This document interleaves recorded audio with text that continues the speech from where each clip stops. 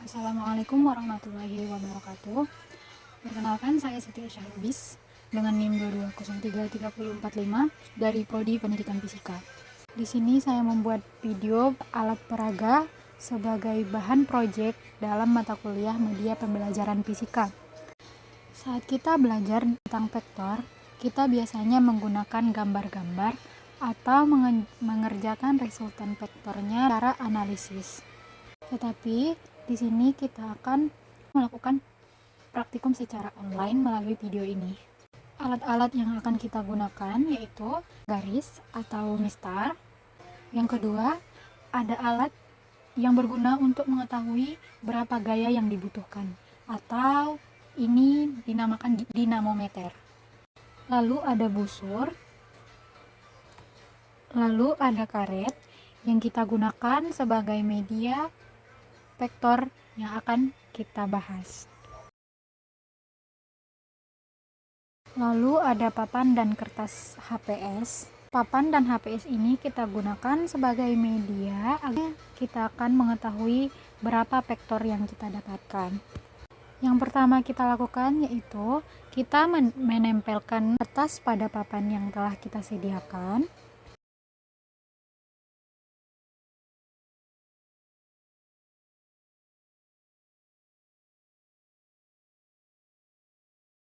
Lalu kita membuat garis dengan menggunakan penggaris atau mistar sepanjang 12 cm. Dan pada ujungnya kita membuat sudut.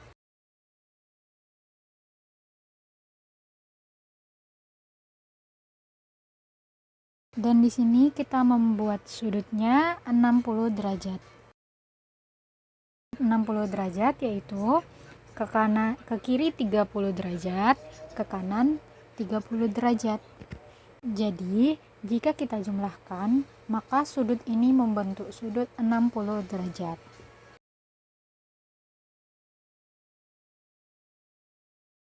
Lalu yang kedua, kita membentuk sudut 30 derajat. Caranya sama ketika kita membuat sudut 60 derajat. Kita akan membuat garis 12 cm, lalu kita membuat sudut.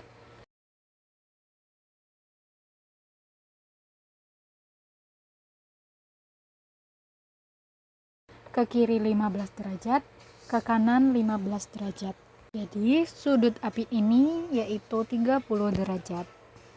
Selanjutnya kita meletakkan karet pada paku tadi.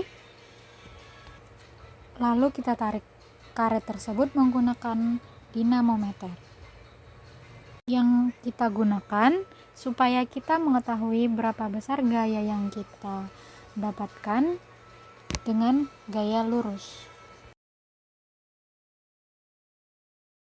Kita tarik terus karet sampai ujung dinamometer berada pada ujung garis lurus yang kita buat tadi.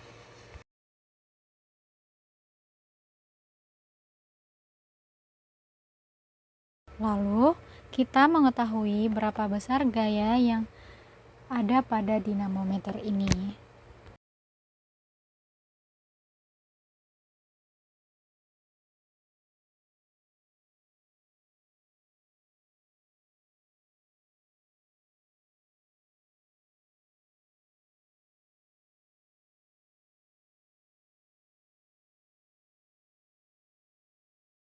Nah, itu untuk arah lurus.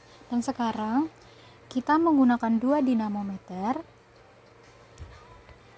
untuk melihat seberapa besar gaya pada sudut 60 derajat.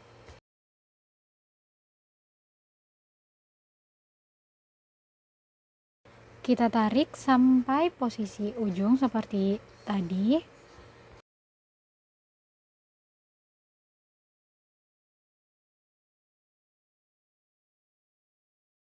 Lalu kita letakkan dinamometer ini tepat pada garis sudutnya.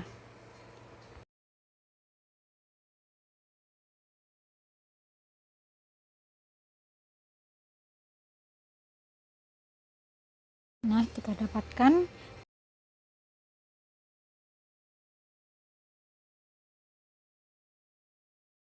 Di sini dinamometer pertama itu sebagai F1 dan dinamometer kedua sebagai F2. Nah, setelah kita mengetahui gaya pada arah lurus dan gaya pada arah membentuk sudut, maka kita selidiki apakah gaya yang ada pada sudut ini jika dikerjakan atau dihitung secara resultan akan menghasilkan gaya yang sama seperti yang kita hasilkan tadi. Nah, kita hitung dengan menggunakan metode analitis.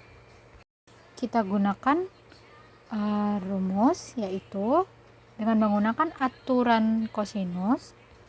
Rumusnya adalah R sama dengan akar F1 kuadrat tambah F2 kuadrat ditambah 2 kali F1 kali F2 kali cos sudut yang kita gunakan tadi. Selanjutnya kita beralih ke sudut 30 derajat. Cara yang kita gunakan yaitu sama seperti tadi. Kita letakkan karet pada paku yang tadi, lalu kita tarik menggunakan dinamometer hingga ujung dinamometer berada pada ujung garis. Maka kita dapatkan berapa besarnya gaya pada alat dinamometer ini.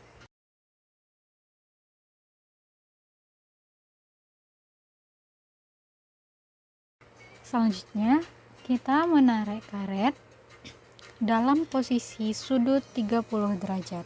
Dan ini menggunakan 2 dinamometer.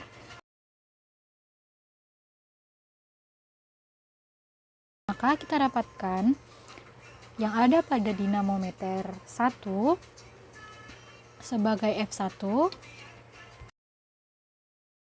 dan yang ada pada dinamometer kedua sebagai F2. Nah, setelah kita mendapatkan hasilnya, maka kita selidiki lagi.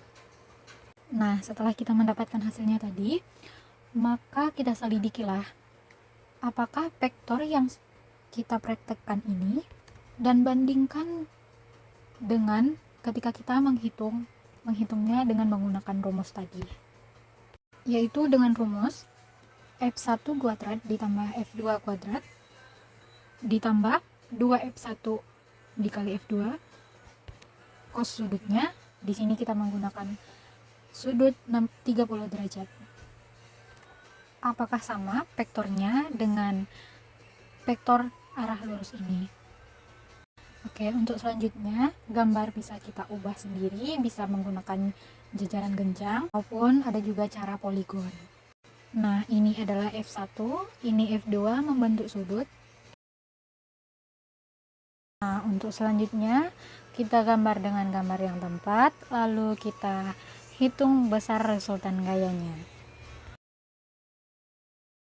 Setelah itu kita bandingkan hasil pengukuran antara hasil dari 1 dinamometer dengan hasil dari 2 dinamometer.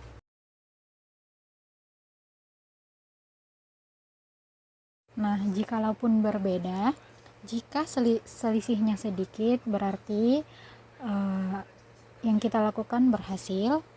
Tetapi jika perhitungan yang kita dapatkan selisihnya jauh, maka kita perlu menganalisanya kembali.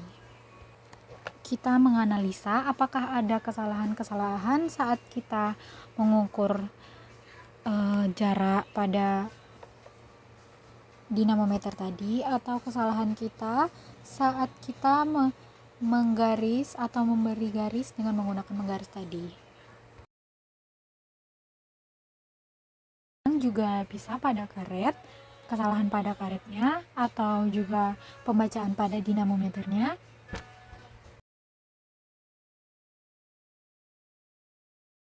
Baik, terima kasih. Demikianlah video peragaan alat yang dapat saya sampaikan. Jika ada kata-kata yang salah, saya mohon maaf. Terima kasih. Assalamualaikum warahmatullahi wabarakatuh.